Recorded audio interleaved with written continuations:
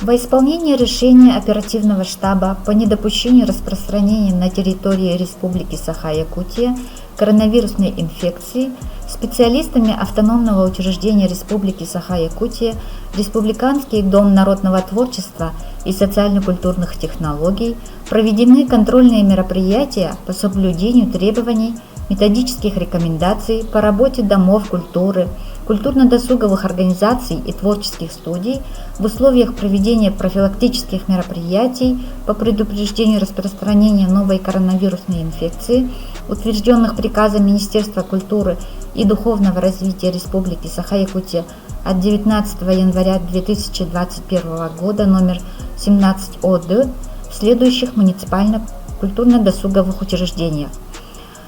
В филиалах окружного центра народного творчества городского округа город Якутск, в селах Пригородные и Хатасы микрорайона Марха.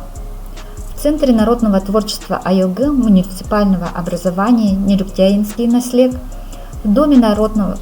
творчества имени Хадулова в селе Майя, в доме Оланхо, районном центре народного творчества муниципального района Мегино-Кангаласский улус Республики Саха-Якутия, в многофункциональном культурном комплексе муниципального образования поселок Нижний Бестяг, в Центре народного творчества АЛГЭС муниципального образования Хамустахский первый наслед,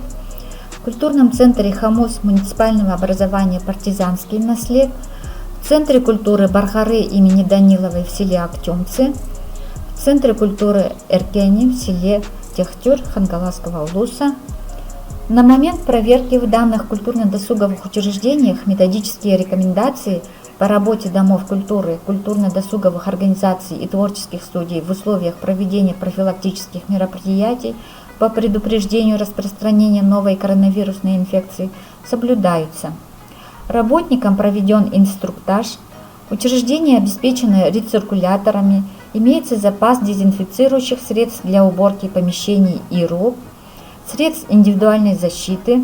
ведется учет дезинфицирующих средств и учет уборки помещений и поверхностей, имеются инструкции по приготовлению хлорсодержащих рабочих растворов для уборки помещений, ведется термометрия работников и посетителей учреждений,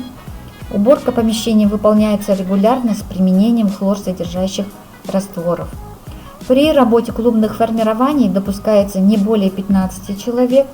ограничение по загрузке зрительных залов до 75% соблюдается. В работе учреждения руководствуются решениями оперативных штабов муниципальных районов по недопущению распространения коронавирусной инфекции COVID-19.